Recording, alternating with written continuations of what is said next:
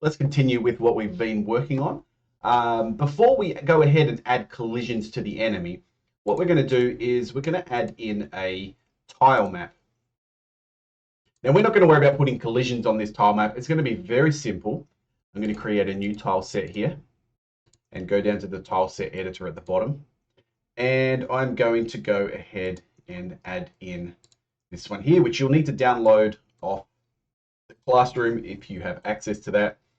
I'm just going to say no to that.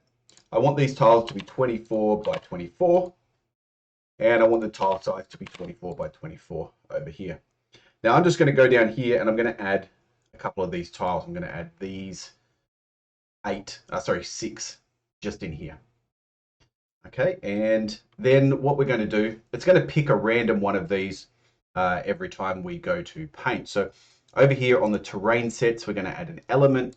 We're going to add terrains and add an element to that. We'll call it ground.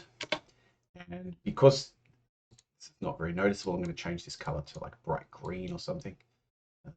There we go, that'll do. Oops. Okay, and then we'll go to paint, terrains, select terrain set 0, select the ground, and select all of these, and I'm just going to fill them.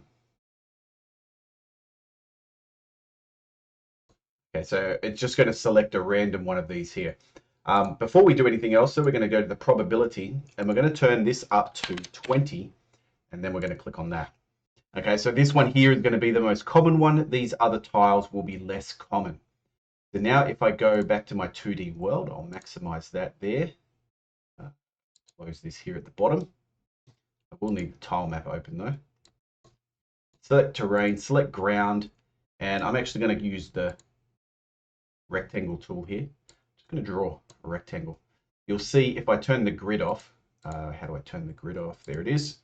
If I turn the grid off, you can see that it's mostly the straight tile there, just the plain tile, and then it's got some of these cracked ones in there as well. And I could make that as big as I wanted. Add some more, boom, boom. We could make it as big as we wanted it to be.